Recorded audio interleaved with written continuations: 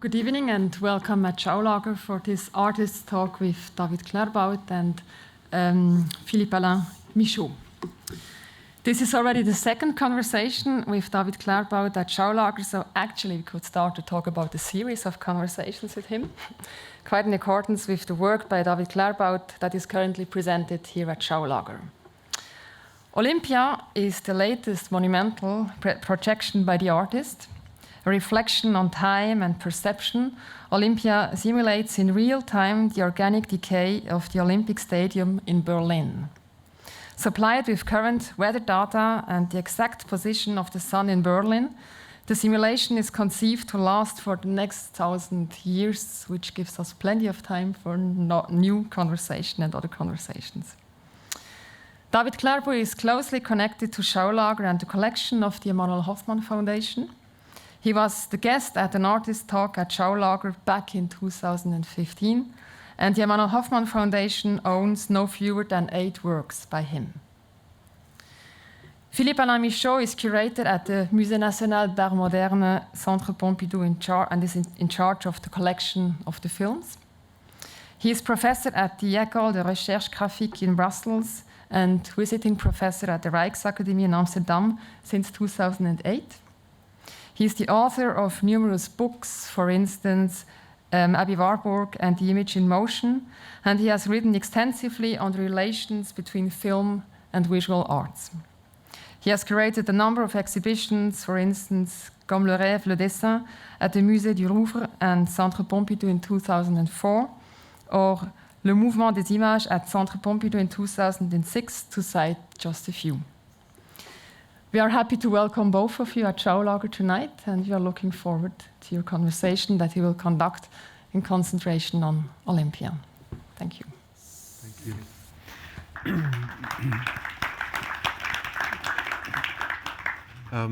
Maybe before we begin, we have one request to make, but also small information. In the background, we're showing every 25 seconds La Récolte, the collection of images that have been gathered over the past 2 years since Olympia has been running, and including also images that have been gathered during the time here. It's a little bit, it's not always as good organized. Sometimes there are gaps, but it gives you an idea of the seasons and the days. And then the second question is about the language. Is anybody uncomfortable if we make the conversation in French? Yes? So we'll stick to English then in that case, so that it's understandable for everybody. Okay, who starts? You start? Do I start? I already started.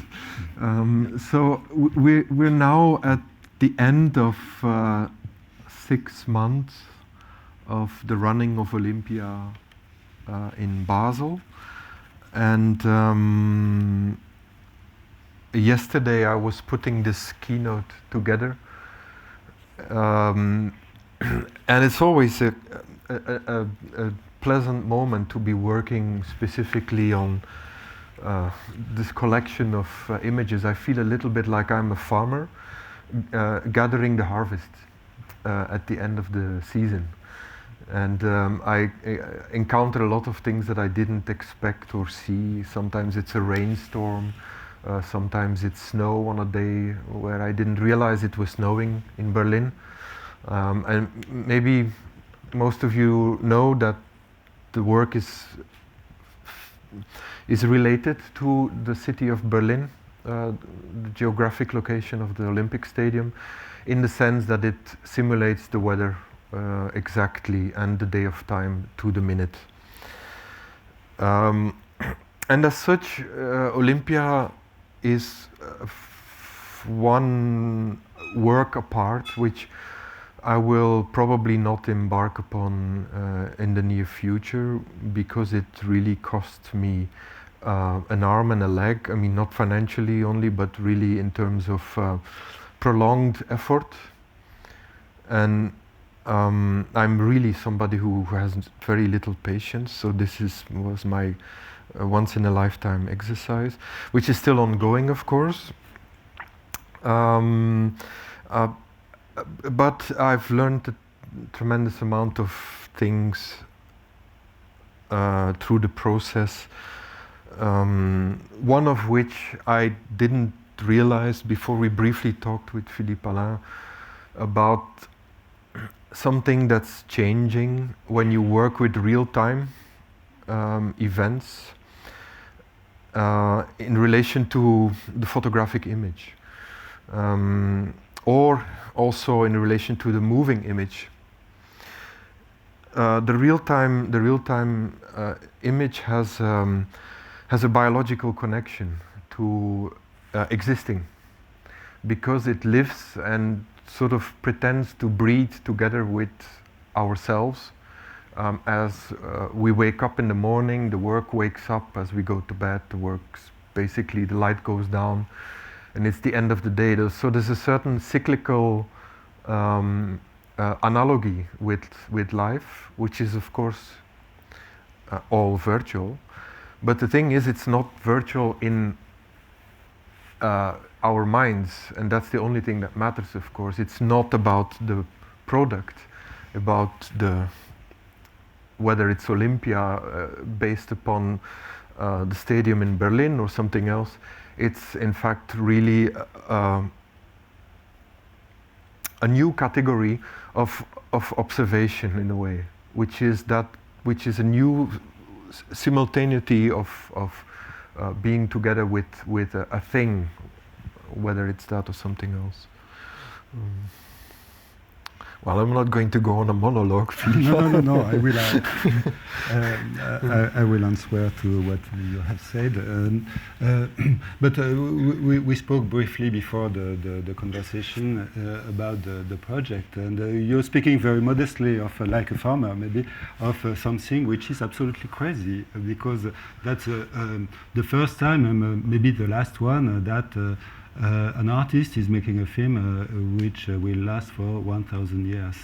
But that's not the first artwork which is supposed to last 1,000 years. But that's the first film of the history of moving images. But I'm thinking about a project of Christo in the Emirates. He has a project to build a mastaba in oil cans, and which will last forever. And so it's the same kind of project, which is not at the scale of the human life and the human time. And the project, as you the first all the pictures you took of the Olympia of the stadium in Berlin was already something absolutely incredible. It took 3 years, if I remember, to collect the material to build the model of the virtual model of the stadium, and then you have to update the project every week, if I remember. Yes, it's a constant care. Yeah. It's like it's probably a little bit like educating Frankenstein. It comes to life in a very chaotic way, and then you have to keep on organizing it until. But you never finished it with it, like, unlike a child or becomes an adult. Of course, the idea of 1,000 years is maybe an analogon to the idea of eternity, and being a volume of time which is impossible to grasp and which can only stay purely theoretical. And if I think about when I got the idea for this work, it was actually on location in Berlin on I think it was a summer evening. when I was standing there for the so manyest time in my life. I went to the stadium because I wanted to show it to somebody. Tourism, and this is interesting. I think is how ruthless and pitiless ideas can happen. No? The 1,000 years was immediate. I knew it. I couldn't escape it. I would have to pursue the 1,000 years.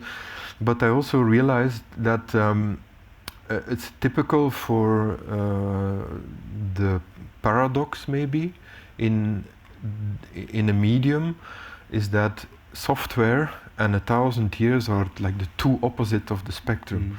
Software is redundant tomorrow, or if it's not updated. But I find software, in a way, the ideal platform to run this piece from, because you cannot really notice it evolving. You don't know when the update has happened. Like under Windows, it happens at night or when your computer is asleep. And so there's something feeding it. And therefore, I sometimes think that software actually is the ambassador of eternity in a way.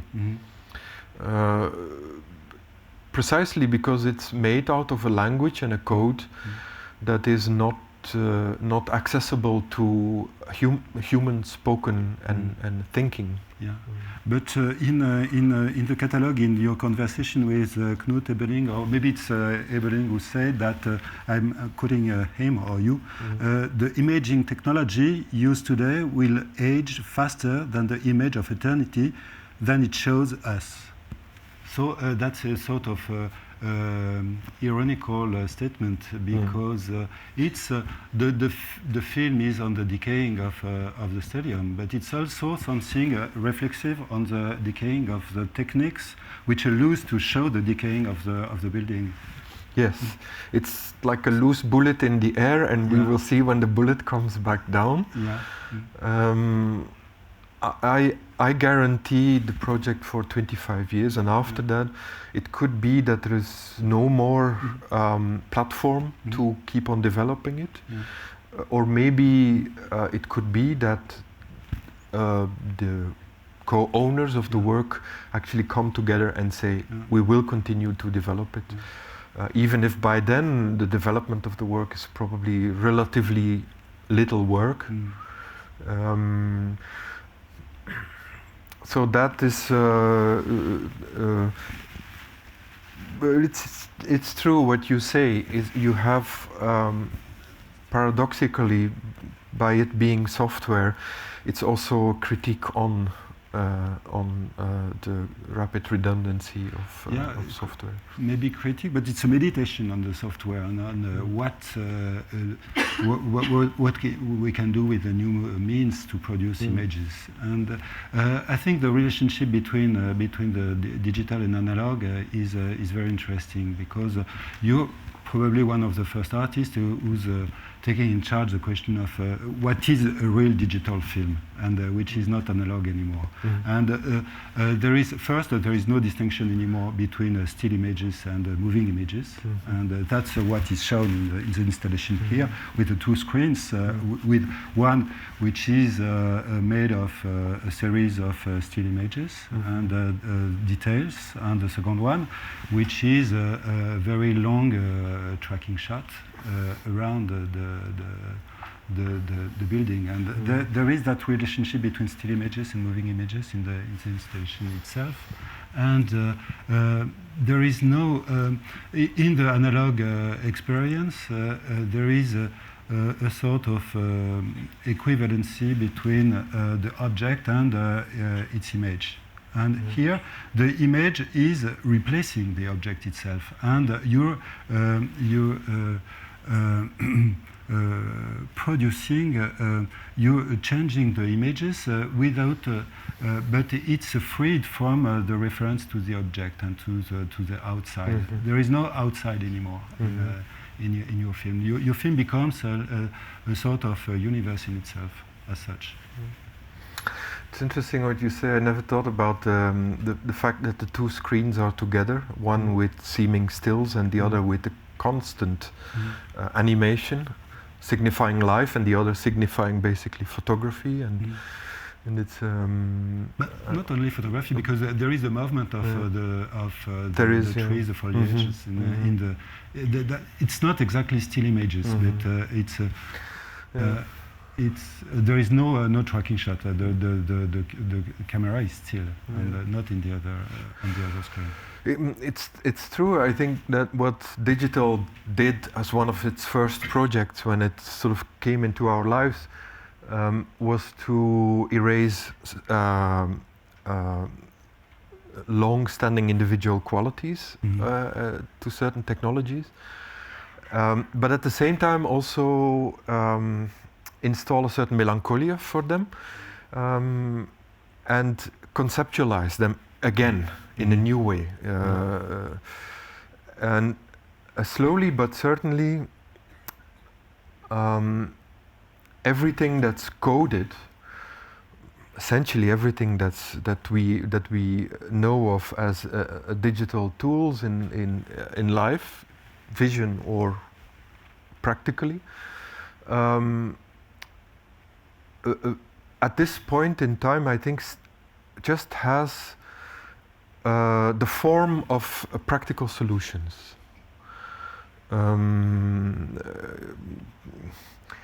A screen being a surface for many conversations, whether it's still or moving image, whether it's live broadcasting or blah blah blah.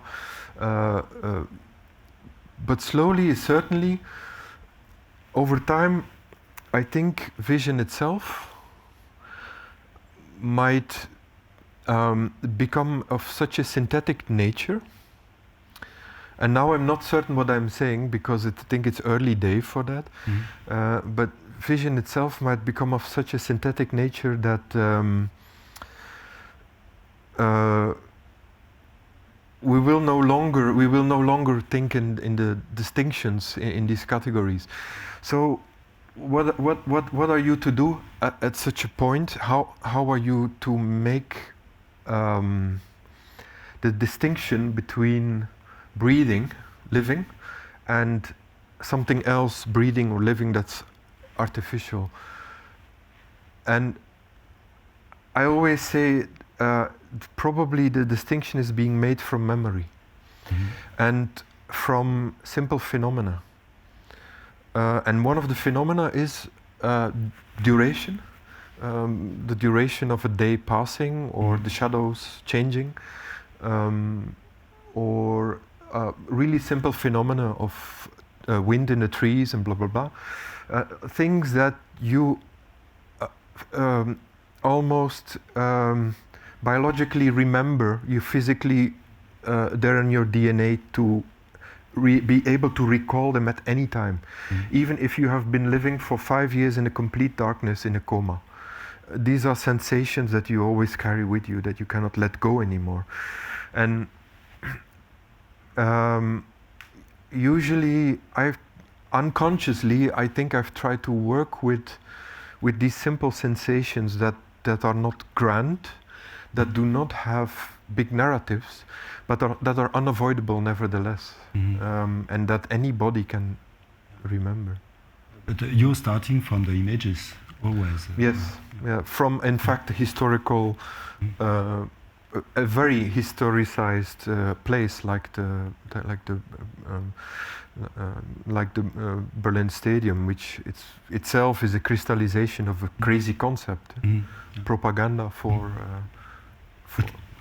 I will come back briefly to the idea of the 1,000 years, because it's obviously a reference to the 1,000 years Reich, and so there is a political allegory. It's echoing the question of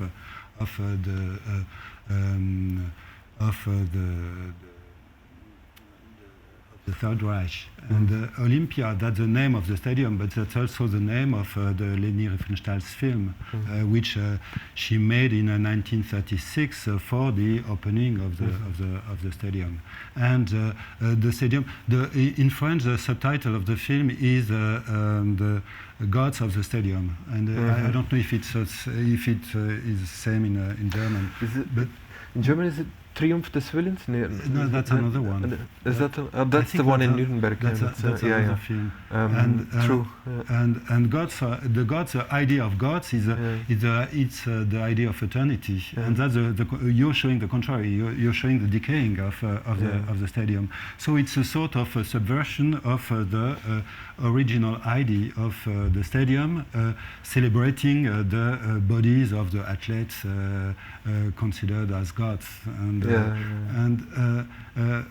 so that's it's a rather melancholic deconstruction of the totalitarian myth of the eternity. Yeah. Well, when researching for Olympia, and in my general interest in the Third Reich, I partly live in Berlin too.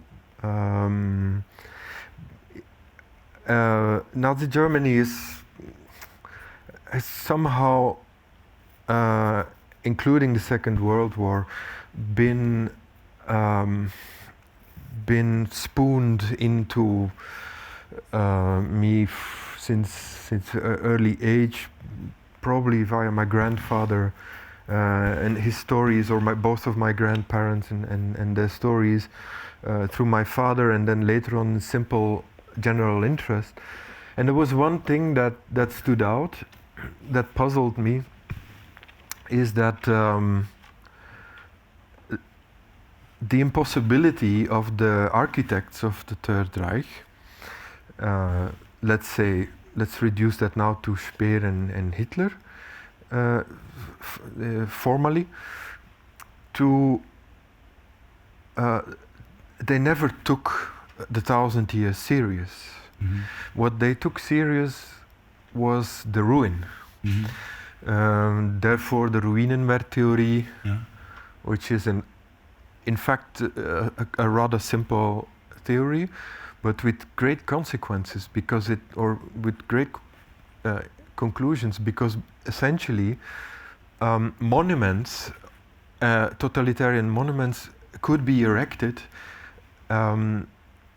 with inclusive their own decay, inclusive their own demise in basically a very short period of time. Nobody has to try to convince me of the fact that Speer really believed that these edifices would stand for a very long time. They were built, maybe the research around it was done very seriously, but the Olympic Stadium is built on very weak soil, for example. So you don't think there is an idea that the art is made for eternity? There is a French art historian called Éric Michaud, who wrote a book on the art, German art during the Third Reich, which is called An Art of Eternity. So maybe you don't think that's true? It's very hard to imagine that if you go to bed as being Albert Speer and the next morning you wake up, that you still believe that the expansion and the structures would allow for the millennium. I think they were rather meant to be enormous monuments, burning very fast, but very light. Well, this was in the process of, and also how weak, in fact, the stadium is built. It's built around a construction which is modernistic in nature, very high, slim columns, which structurally could never hold for a very long time. If they did not have the steel inside, if they would be built purely from stone and concrete, it's a lot of concrete. But also, I mean, when Hitler explained to his generals how much attention they needed to pay to art, and that it was barbaric of them, barbaric, to not to be interested in art, and he stressed this several times.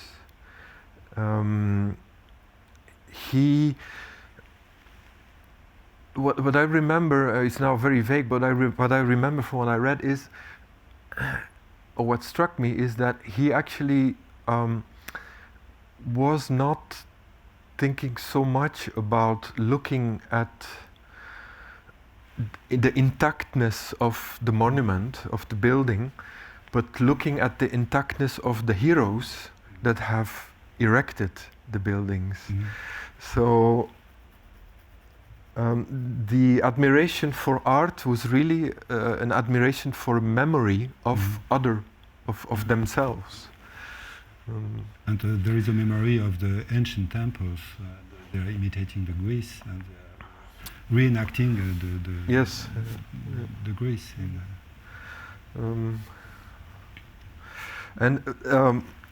But I to sum up briefly, the core of my idea for Olympia was to make a techno-hippie work. A work that is done through technology, but that has a hippie soul, and that celebrates weeds, despite the seeming potence of the camera. Like the camera movements are slightly, in fact, stolen from Riefenstahl and her track camera views, which simulate this lightness, this not actually having a body as a camera, but having already in Riefenstahl having a camera that has no body, that's floating, and that has an elevated in an elevated situation, comes back here. So despite being very technological on one hand, it is simultaneously being eaten away by an identity of a hippie, of let it grow. But on one side there is that hippie attitude, and you're replacing the mechanical rhythm of the film, or the duration, the mechanical duration of the film, by a natural duration, and people are living in front of the film like in front of a natural process.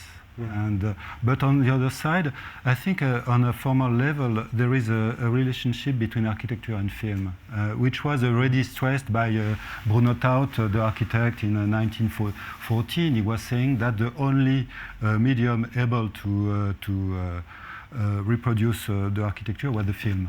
And in the installation, you can see you say in the conversation in the catalogue that the architecture is a loop, and so there is structurally there is a relationship between the film and the architecture. So on one side there is that relationship to nature, but on the other side there is an essential link between film and architecture, I assume. Yes. I mean, in the past I've more often relied on architecture for my work. In fact, I had, not anymore, but I had a substantial collection of architectural photography, all digitized, with probably one goal in mind, and that was to have the human body as a ironical measure for the architecture. and that maybe the human body and the architecture and the picture, or let's say the film, there's a triangle between them, where the question that is being asked in the end is, where is the spectator? Where is the human body? But you're right with the moving image and architecture. The moving image allows for synchronicity between animation, breathing, and perception and being in front of something. So it is the natural ally of the place. Is the moving image. The moving image and space are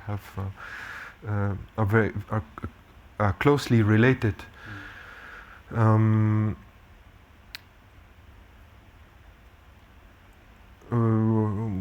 I say? I don't know if I can still. Well,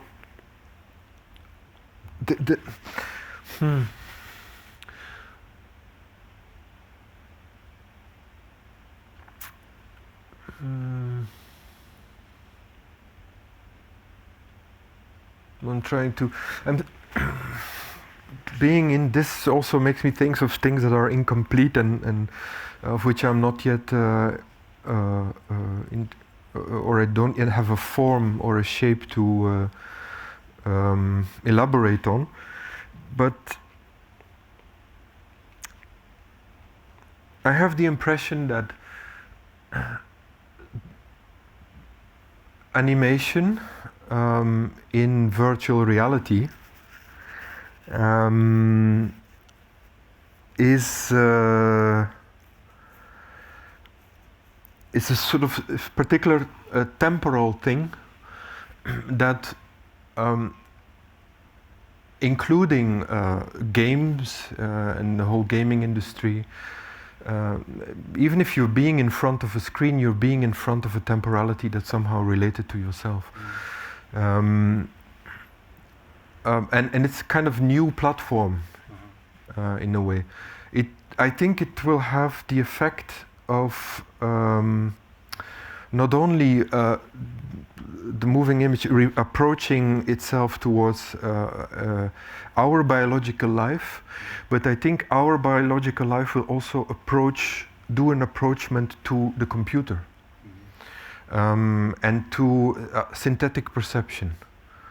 So when often nowadays very much en vogue, of course, the discussions about artificial intelligence and what human beings are supposed to be doing with it, where it's clear that artificial intelligence will replace 43% of the jobs that are currently still occupied by human beings, and that we'll have to find other jobs for human beings, and blah blah blah. There's always what strikes me in this debate is that one thing is forgotten, and that is that to make with a simple metaphor, you know, 8,500 years ago, the wolves became dogs slowly. You know? They made an alliance with man because they couldn't win from man, so they joined man, and the wolf became in big part a dog. Something similar. It's a metaphor for what mankind maybe will do with artificial intelligence, is that we will join it. It's not that artificial intelligence will take over from us, but I think we will join it. And what I'm interested in is what will change in perception. In how far are we still going to think of perception as a... Well, now I know I'm going very far astray, but in how far will perception still be considered the fruit of humanist liberty and autonomy? But in Olympia, what is striking is the disappearance of a human being. There are no humans anymore. The spectators are human, but the film is reconstituting a sort of natural process which is not at the scale of the human being. That's not the human duration. That's something different. And I was wondering about your relationship to the speculative realism. So that's a trend of philosophy today, which insists on, which is reinventing a sort of natural philosophy which disappeared since the 19th century. So they are reactivating a dimension of the philosophy which was not existing anymore in the 20th century, and it's the question is at what speed plants are growing, and that's not the human being is not the reference anymore of what's happening in the film. The question of the disappearance of human beings in that film, actually I realized from the beginning there wouldn't be, but it really became clear when I had a conversation one night with a biologist who said, the big question is, are humans involved or not? And I immediately said no, they're not involved. But of course I realized that through things like climate change, they would be. And that would also be easily implemented into the work, because these calculations are easily made. But no appearance, of course, of human activities and no background noise of humans. I think actually, probably because I sensed a certain discomfort in the building with human beings and with the human body. The stadium was supposed to be religious in the sense that it was supposed to convert people to something. What that something would be was not exact, but it didn't have to overwhelm, it had to convert. And that, the moment you speak about religion, human beings are out of the equation in a way. Even humanist religion. And so clearly since the beginning they would be stones on their own. And can you speak about a little bit about the way you're updating the film, and you're improving the decaying of you spoke of the stones, of the mortar between the stones, and yes. Well, I think the figure of the monster of Frankenstein is still adequate, in the sense that it started very chaotic, with a building that was structurally really similar to the architectural plans, rather faithful, including the steel, concrete and stone. So these three materials were clearly situated since the beginning. The inside of the stadium has not been worked out, because basically we only see it once every hour when the camera is passing by the marathon gate. And at that moment I thought it's a sort of giveaway. You always see a very virgin, clean like inside for a brief moment, and there you see the gaming origins of the work. And slowly on the specialization is happening. In the beginning there were no procedural plants. We have, until recently, we have been making models of plants that would grow season after season, and that would be affected by winter and by rain and by snow, etc. But they are, until now or until recently, they are essentially models that belong to a certain simulation. and they're being replaced time after time, updated. So it's essentially still has the body and the soul of a game.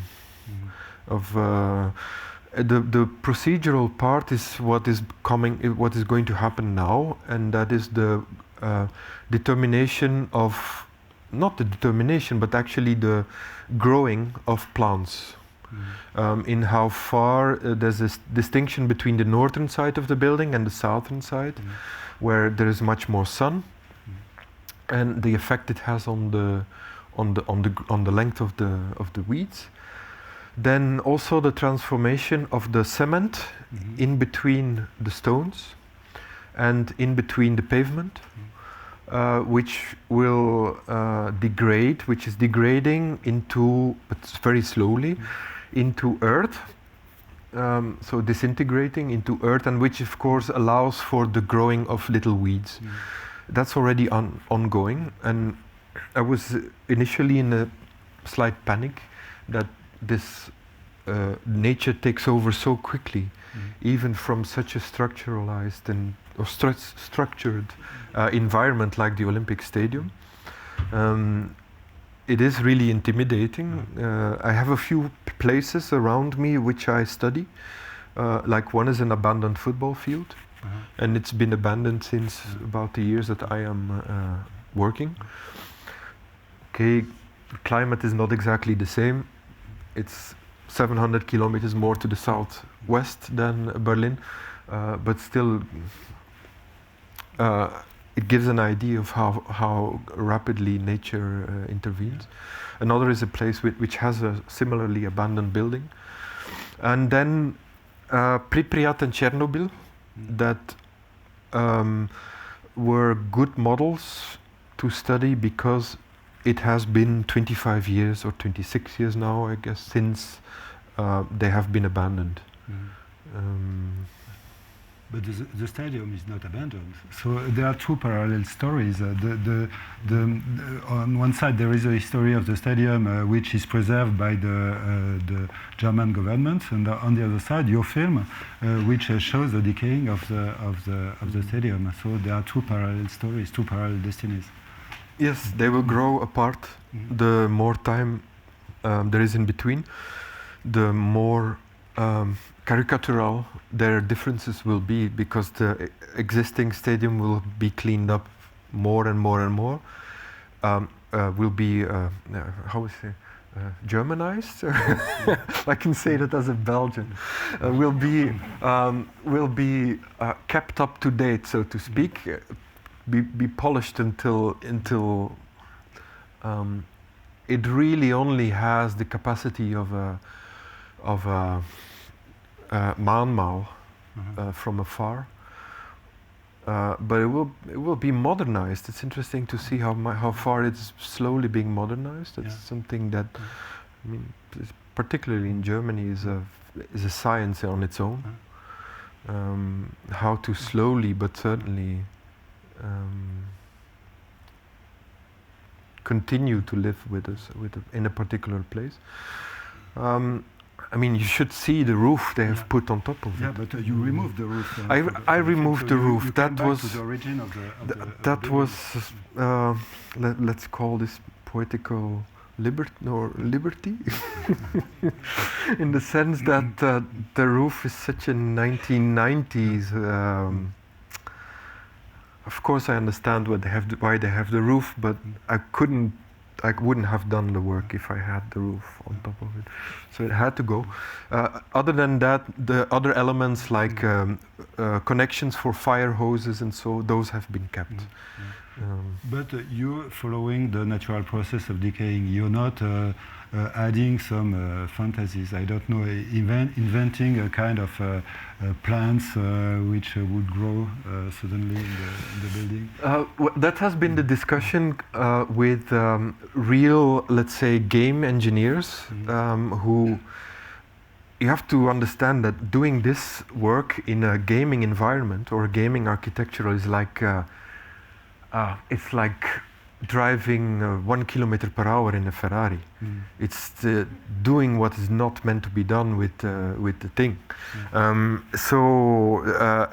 They were asking the questions too, like in the wind in the trees, for example, the parameters for the wind in the trees, the way they are in real, do not exist in gaming environment.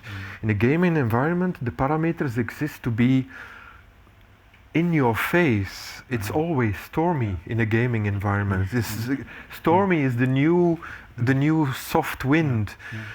And you know what's interesting about that is not the technological imbeciles, but of gaming environment, but is how slowly but certainly I think we will start to accept the stormy wind as the parameter. And not pay attention to calm weather anymore. That will be, then after that we go out and we do not pay attention to calm weather anymore. So that's how sensitivities are being changed and transformed in a synthetic manner, in an ongoing way. Whereas calm weather will no longer count, will no longer be seen, will only exist stormy weather. So that's part of the learning curve, of course, of Olympia. Is this you discover that you're working with a body or within an environment that's not supposed to do these things. Another phenomenon that maybe you might have seen in some of the stills is the shadows. And although the sunlight can be, the position of the sunlight in the zenith can be mimicked rather accurately, there is a problem with the shadows. The shadows do not have, let's say, focal unsharpness, which they do in our perception. So every shadow is sharp in virtual reality.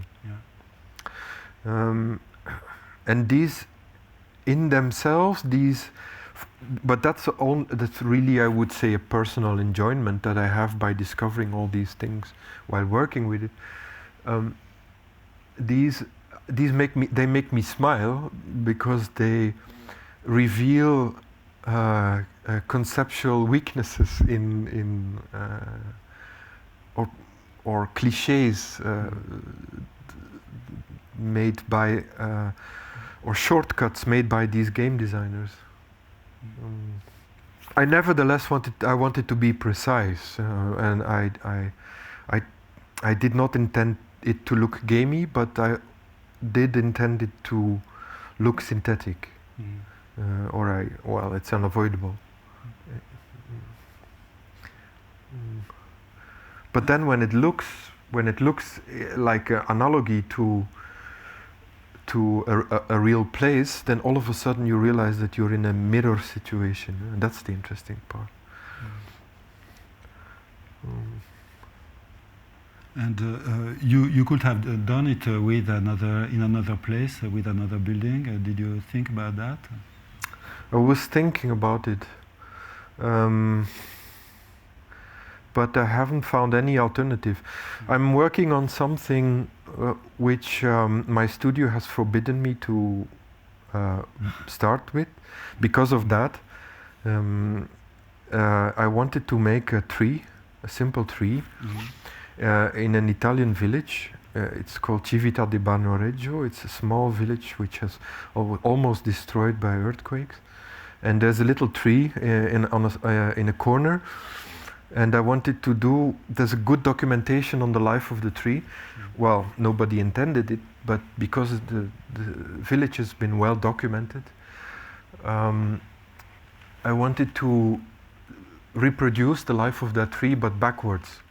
So growing back from now to 1987, for example, where in 30 years from now or 25 years from now, two city workers would come in their outfits and they would plant a small little tree, and that was the only alternative to Olympia. It's a small little tree. But no, you know, that's the ruthlessness of ideas. When at least you pay respect enough to ideas, not to, you know, not to violate them, and to say, okay, I had this thought, I have just to pursue it, whatever the cost. That's just what happens. And I'm also not sure if it's replaceable with something else or with another place, but I did think about it a lot. The common point between Olympia and the pure necessity, which is the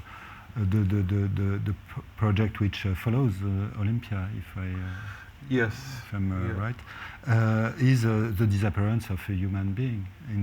The pure necessity is made after the Jungle Book, the cartoon, Disney's cartoon from '67, and you erased all the human presence from the film. It's true. You bring me to something. I remember, I think 1.5 years ago, I just started working on it, and I think I showed some slides. Actually, maybe in the background I might have the result running. Do you give me a minute, and then I will put the film up. This is just, you know. I mean, we still have 70 slides to go, but you've already got the idea, no? Let me see if I can find the film. So you just have to give me a minute because I have to go into my... okay, you don't see it, that's good. Pure necessity.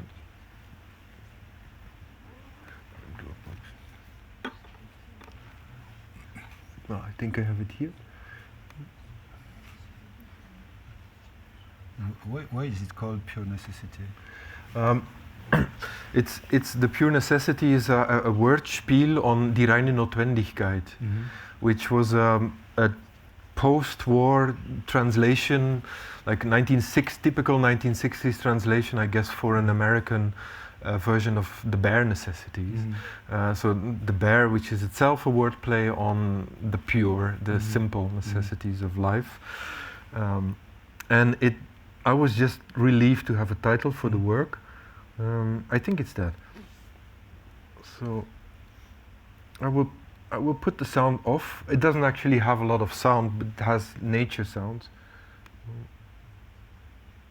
Yeah, so if I put this on full, do you then get it? No. So I will drag it to the other screen. Oh, here we are. And I put it here on full. Okay. First part is boring. We can go straight to the... Oh yeah, it's all boring. It's so. You removed all the fun parts of the film. You know, it's interesting what you said about similarities with the human removal, the removal of the human figure, because it's true. So the Jungle Book is this typical, of course, anthropocentric story of. How to protect and emancipate a young boy lost in the wilderness, which is essentially a metaphor for the weak. Could be anybody, but those who cannot lift themselves out of the jungle, so to speak, and then come all these speaking creatures and they make a society, and in the end everything ends well. And also there I had this very, in a way, cruel idea for my studio to remove any spoken word or any sort of anthropomorphic quality in the piece without actually removing the impression of looking at Jungle Book. So I really wanted to have this big bulle de silence, big silent, like in cartoons where you have nothing. And where animals are doing their daily whereabouts, more or less following the sequence of the original film, but with one particularity, is that at the end And I don't know why this was present from the beginning, but at the end of of also my film, maybe you remember for those who have seen it, usually a long time ago, at the end there is this girl that appears by the lake with the water. Yeah, me too. But somehow, when you see it again, you think, how is it possible? Yeah, how short the time between childhood and now. That song, it's like it's a little bit like you're not sure if it's from a horror movie or from Walt Disney. It's like, oh, I know that, and it's this girl coming and sing this rather politically or socially incorrect thing about she picking up the water for her husband and then going back and do the housework while her husband is hunting and blah blah blah, and then cooking a nice meal for him coming back or something like that. And then she sees Mowgli, and Mowgli joins her to the village. And I did the whole project essentially because of that end song. Because it was silent in most of the film. There's a certain muteness that installs itself. Not so much in the animals, but essentially in the viewer. Eventlessness, which in the end is being broken by this girl that makes the song. And she, of course, is the live metaphor for daily routine, for daily life as it's happening. I can, of course, make you a spoiler, yeah, by showing it, but I think it's not such a good idea. It's just the thing. That's for the same kind of reasons that you you kept Olympia silent. Yes, initially it was supposed to have sound, it's true. And then when fatigue started to set into the production, the question came of my sound editor, well, how about the sound? And we did start working on the sound, but quickly some conceptual problems arise. And like how about the birds? And the birds, to me, were in their phenomena were too close to human beings in the sense that they are creatures of flesh and blood. And I realized, no, I cannot have birds, but when I have no birds, I don't have an environment. So there in the end I decided to drop the audio, probably for the better. Yeah, and there is a sound of the people walking, passing by, and in the exhibition space. Yes, yes. That thing with the synchronicity of sound and image is always problematic, isn't it? Because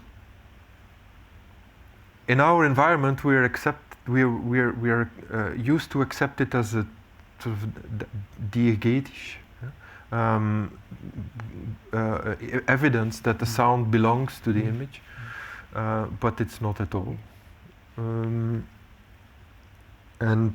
if you take it away, you're a little bit closer to death than to animation. There's always this competition going on between life ongoing and life standing still, or even going backwards, yeah? Or regressing, not going back.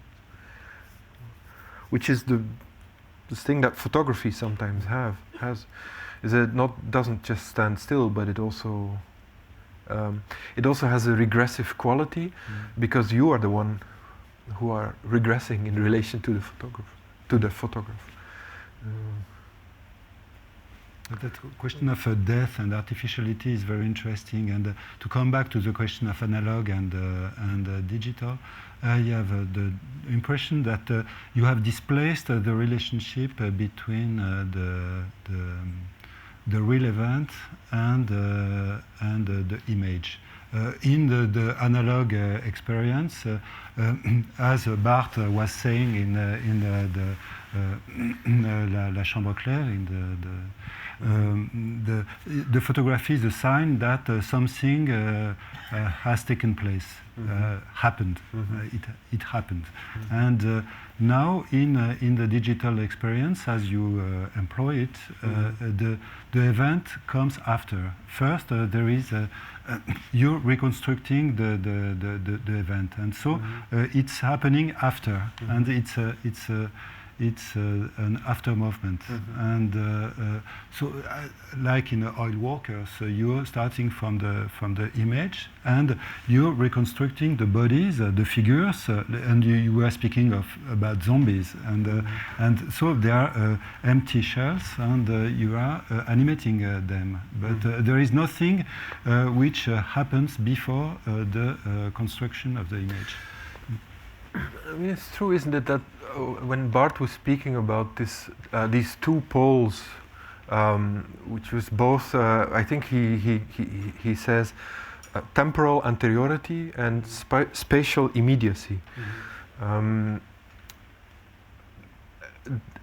which I wonder how he would have thought if he would live another 50 years from now, and would see the evolutions in vision and in perception, which I claim to see, but I'm not, of course, I'm not an authority on it, but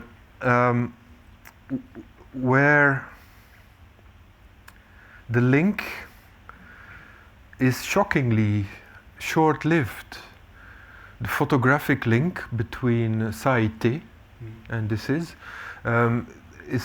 short-lived, and somehow we are already working on its demise, in a way.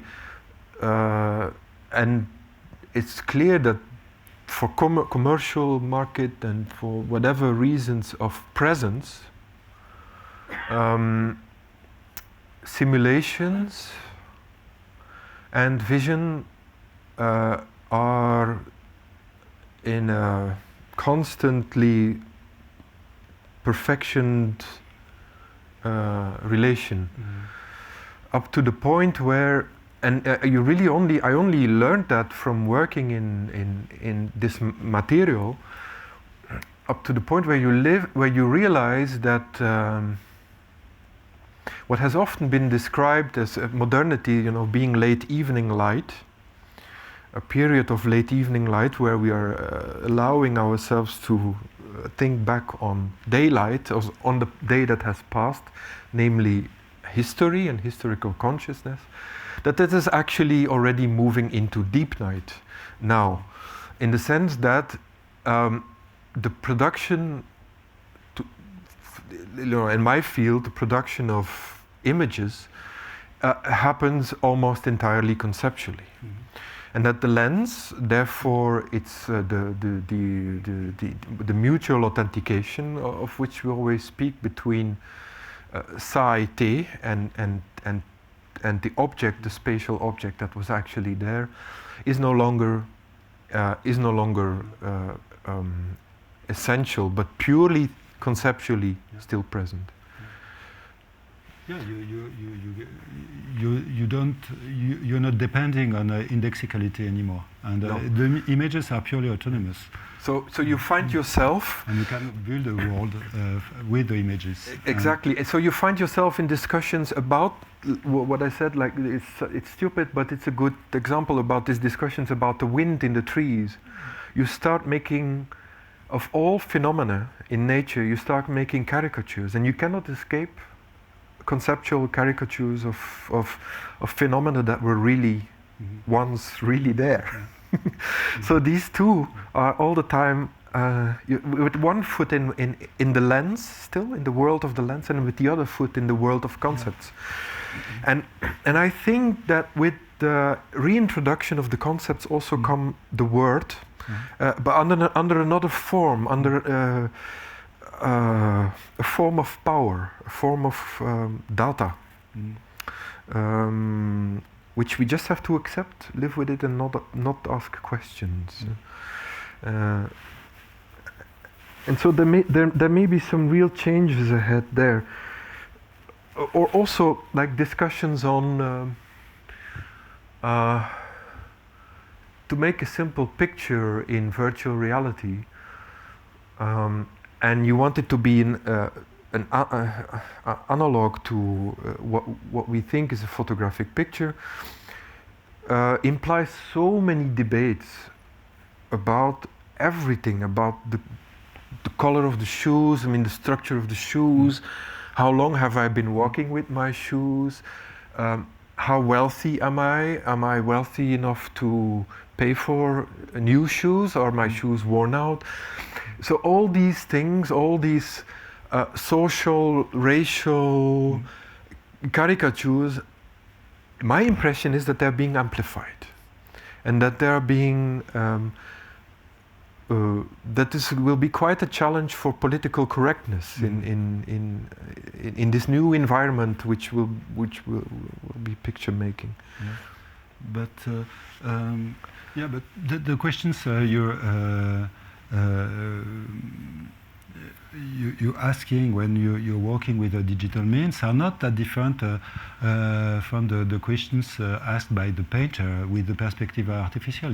He's trying to reproduce the death on a flat surface, but you're doing it with the digital means, and that's the real question, because the means are totally different. But you're trying to invent an artificial world, a world of images. Exactly, but we're still in the maybe we're still in the ongoing world of immediacy. Immediacy between the spectator and the flat surface, of which a painting is part, and cinema is part. Well, cinema maybe has a separate statute, but we're still in that debate, so to speak. Yeah. We're still working on what the brothers Van Eyck were working on. But I think you're really inventing something. For a long time, the digital has imitated the analog, and now, especially you, are inventing a new way of conceiving the images, starting from the digital and not imitating anymore the analog. And so there is certainly a conceptual dimension in your work, but on the other side, you're imitating the natural process, and you're reconstituting the way the nature is proceeding in your work. Like Aristotle said that art was imitating nature. It was just meaning that the art was not imitating the likeness of nature, but the process, natural process. Yeah, that's interesting. Well, what always strikes me is that phenomenological questions are being asked the deeper we move into the virtual, in a way. Questions of perception of light and environments around.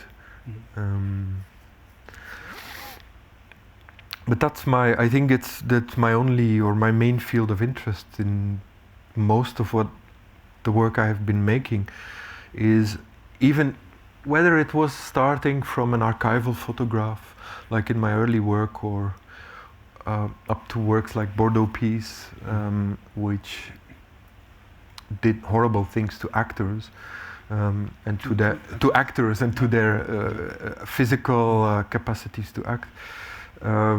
It was always that these simple phenomenon that you could remember even if you would have been imprisoned for 10 years in a dark cell.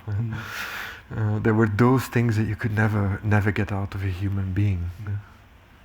That's a little bit the situation. I don't want to interrupt you, but I think as I'm looking at the time that has gone by, I think maybe it would be important also to open the conversation, because in the public there might be some questions also or comments that somebody wanted to say or to participate. We have 2 microphones in the... No. You kind of delegate the decay of the building to the programming, to the software. But actually, the designing, do you have yourself any kind of wish about the stadium in 1,000 years?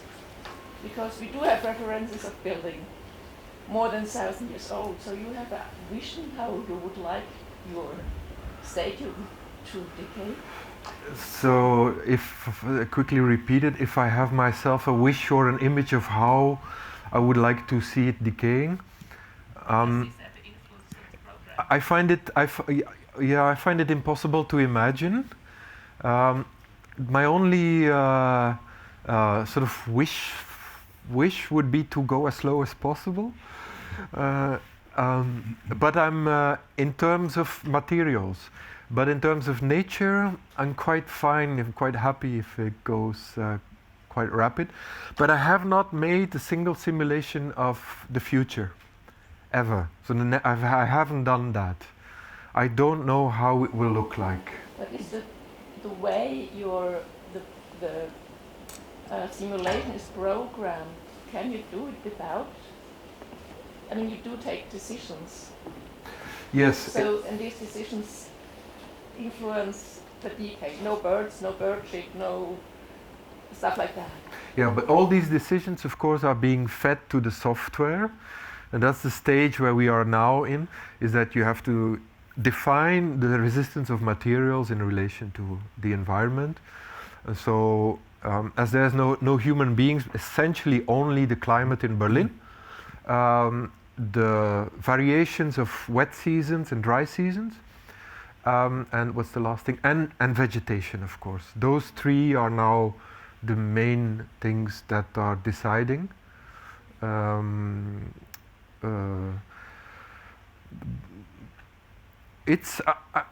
know more or less, and how it will look like. And there's one thing that I can tell you, which is really amusing, is it will have some kind of appearance of human beings, but it won't be human bodies. It will be trees. Because we calculated that the center of the stadium is the most humid spot, and the trees, of course, they will approach very easy from the side because it's already full of trees. So the grass, which is now still, I was looking at that. The grass, which is now still very, it's like a little more than a meter, that will be very quickly filled with young trees, and they grow fast. But the ones in the center will grow in a very organized way, and they will look like they will almost look like persons. I haven't tried it, but I have made drawings of it, of how I imagine they will. Oh, that's one thing that actually I do, is that I make drawings and paintings of the simulations of what I think will be the future of that thing. But the idea is that the more the work is on its own, the less power my studio has over it. And what about the decay of the film itself? That really depends on the whiz kids of the future who will take it at hand. And again, it also depends on the cliches that I have in mind. If, for example, in current software in 2050, wind in trees is still as cliched as it is now, then we might have a problem. It might even be more stormy when it's a quiet day. By the way, I had to really crack the code of the software, and not me, of course, but we had to crack the code of the software and tweak it to a level, to a curve, which was not actually possible in the way the software was running until then. So there's already a lot of tweakings going on. But you know, at the end of the day, I will grow old with mainly discussions about plants and not about Nazi Germany. And that's the point, you know. You were saying you will guarantee the project to be alive for 25 years. I'm just curious, how do you do that practically? It's hard work. Up until now, it has been daily work for 2 people, constantly. So you employed people. What if they die or whatever? They start to become aware that they can actually, how do you say it? Come on. That they can, you know, they can threaten me with that, yeah. What do the Italian mafia do? Come on, they can they can blackmail me. Yeah? They can blackmail me with, and they do have an expertise which is their own. But we have, I have to say, from day one, I've kept a big book, written by hand, on the project. And there's also there's a already considerable digital archive of the work. And the idea is a little bit like, you know, if there would be a nuclear catastrophe, that the next human species would be able to understand it. So it's very simple, simple explanations, but there's also a very complicated chapter where we're actually analyzing the software. And it's very likely that, you know, in 50 years from here, many of the people, they will understand the code of programming images quite well. They will understand it the way we understand Photoshop. Now it's specialty work, but that changes very rapidly. You know, that this is the nature of the image, is that it says good. It makes itself redundant quite quickly. Not only technically, but also, new expertises and.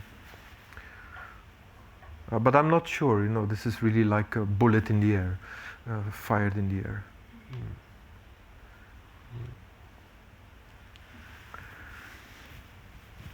You keep mentioning your studio and that 2 people are currently working. Can you tell a bit how big is the team? How many people were actually involved in making this? And how many different programs did you use? Like, is there also a common 3D model program like Cinema 4D, or is it all specific game software? It's the program is running in Unreal. It's been made in a software called Unreal. And there's a variety of programs involved to produce, for example, the trees. Right now we are looking at somebody who has been developing, but we're not successful yet, but we have to become it. Somebody who's been developing analogy for growing trees and not polygons, but my God, my memory is so bad. Dots, the procedural growth of a tree through points. No. Well, yeah, like keyframes. If I were my assistant, maybe next time I have to bring my assistant. Then I could always ask them, and then I could explain how and pretend that I know it all. But so Unreal is at the core, and then there's in terms of persons, there was one man who was a little bit the architect of it all. Basically because it was falling apart from the beginning and he felt responsible. And then there were like 4 or 5 people around it. And now it's 1 or 2 people that are constantly... In fact, since last week, we are able to make a pause of a few months for the first time in many years. So that's a success. We can start working on something new. So the team is very small. It's a team that if the team falls apart, the studio falls apart. So. I would like to ask 2 questions about die reine Notwendigkeit. Oh, maybe after that. Yes, sure. No, go ahead. I will then after that leave Okay. you. Yeah. What made you stop the process of actually 3D modeling the animals and applying dynamics and physics to them? And because now I believe it's classic animation. It's traditional animation, yeah. And the second question refers to the backgrounds. If you used existing backgrounds from the film, or if you drew them from scratch. Right. I mean, goes back to what I said in the beginning about technological ignorance in a way, or being an imbecile. Or technological imbecile, that's the word, is that when you think you're proficient into something, you think you can apply it to everything. But in the case of the pure necessity, I realized that these animated, or 3D animated characters had no soul, of course, because they were not drawn by live animators, by people who actually draw frame per frame. And so in order to correct that, we were already 4 or 5 months in the process, I think. I started a new company, animation company, for traditional 3D, traditional animators, from scratch, for a period of, a few years. And then, the second part of your question was, the backgrounds. The backgrounds were the easy part, because you can let an algorithm loose on the film, which will eliminate all the moving parts. And because the Jungle Book has been designed in 1960s, the backgrounds are usually traditional oil paintings or aquarelle paintings, still frames, often cut up with some in the middle and some in the foreground. So the software was very easily to recognize a moving creature, filter it out, relatively easy. So the backgrounds were gained in a rather easy manner.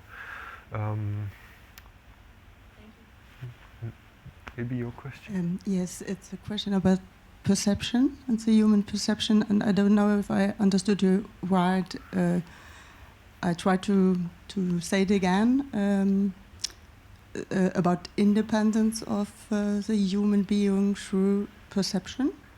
So the humanist concept of it, and by immersing or merging with virtual reality or artificial intelligence, we would lose this independency.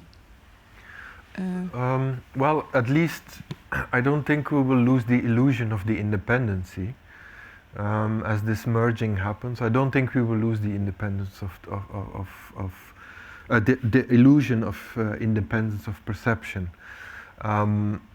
But in a way, this process of merging is something that's going on much longer.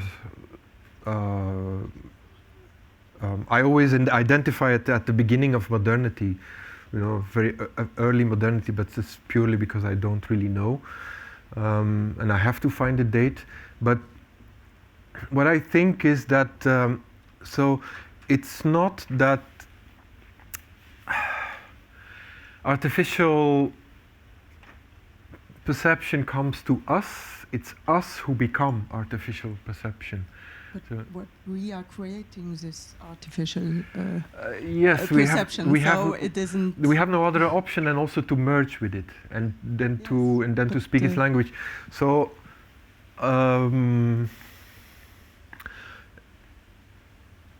I'd say it's again a metaphor for this constant tension of modernity, which is to give up independence in return for comfort. Mm-hmm. But our perception isn't independent and was never independent. It was never independent, okay, you're right. Then we are okay. Yeah, okay, okay. No, but it's interesting you say that, because the analogon from photography actually temporarily seemed to have this effect that it was independent. It seemed that's the message without the code. No, is that it did seem crystal clear that there was some kind of.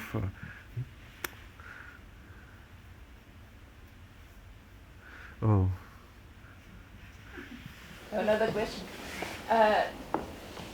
In your simulation, it triggers my imagination because I all the time imagine the whole building. But you said, of course, the parts which are not seen do not exist in your simulation. So I get a total dilemma because I can't imagine the decay. I have to specify it. They do exist. They do exist, but they are not elaborated in the same way. So the materials exist, of course, but the textures do not exist. So, but the materials exist, and the effect of light and so that all exists. But, I think there is one more question. Just, I'm looking at time. One more question. There's another question then, but I think then we should slowly start to stop. So, how important is it for your work that it actually runs in real time? So, isn't there the temptation to run it in 50 times the speed that you actually see the decay much more quickly? Yeah. When I first heard about it, I was like thinking, assuming that it would run much faster. Faster, yeah. Yeah, I've recently have been, it was on an evening like tonight, where somebody out of the audience actually was very upset about the fact that I didn't do that.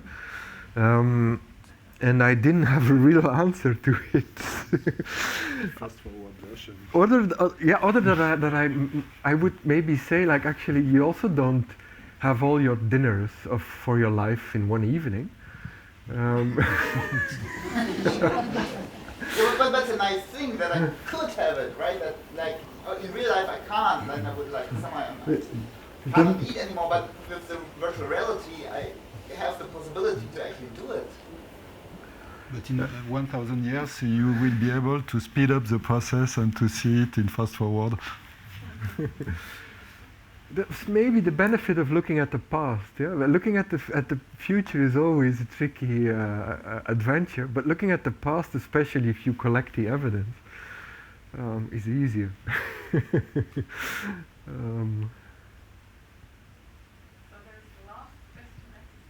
Yes. So I have a question about how the work is installed wherever you're showing it. And so what I find quite striking is that you say that the camera movement, which isn't really a camera movement, but it goes around the stadium in, I think, 1 hour. Is that right? Exactly. But since the work isn't framed like what we see right here, it's like oil workers, you feel like it's sort of you become part of it, even though that you're obviously outside of it. For me, it always feels more like the stadium is actually moving around. And I was just wondering if that's just me, or if there's even, I was starting to think, is there even a real difference between the two, since it's only this virtual camera? And I'm sorry, it's a little bit of a two-part question that I'm trying to fit in. The second thing is then I started talking to an architect, and he was actually mentioning the steel structure, because you said there is a steel structure, even though it's digital, yes. And that in his opinion, would actually start to rust pretty quickly, and that because he never talked about the building actually breaking down into ruins and how long it would take, and I would just yes. No, you're right. So I would begin from the last. Yeah. The steel structure is probably indeed what is the guarantee for rapid decay, which is led me to assume that Speer and co. Well, Speer is just he's just the advisor on that project, if I understood it well, is the two sons of the original architect of the Grunewald Stadium, who actually first designed it, and then it was sort of beautified by or aestheticized, one could say, by a committee in which Speer was.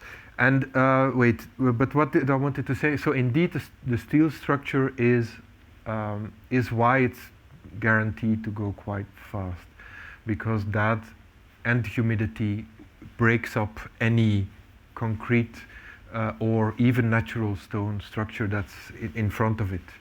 There's nothing that can withstand the changes in steel.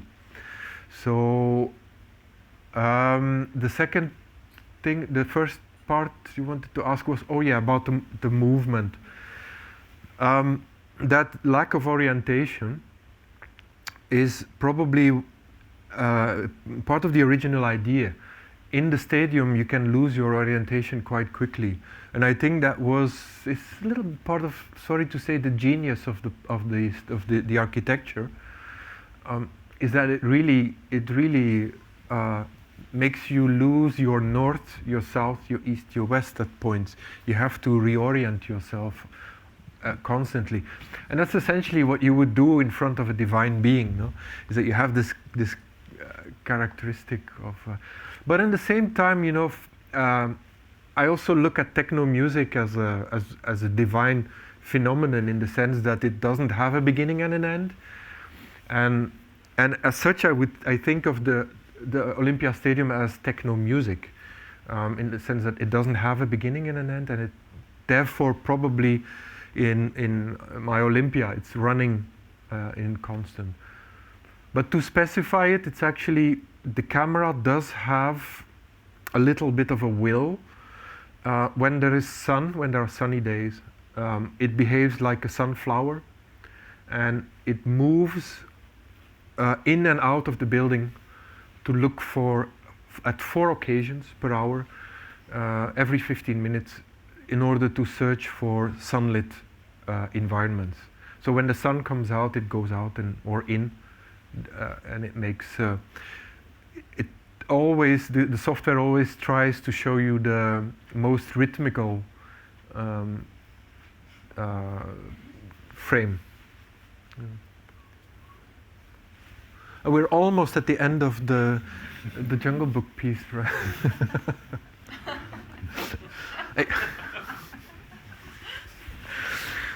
I think. So I think there would still be plenty of questions, because this conversation is so inspiring. But as said, maybe we should just make a third conversation with David Claerbout. But I think maybe you want to have a last thing to say, or if not, then we can probably. I am ready to go. Ready to. Thank you very much. Thank you.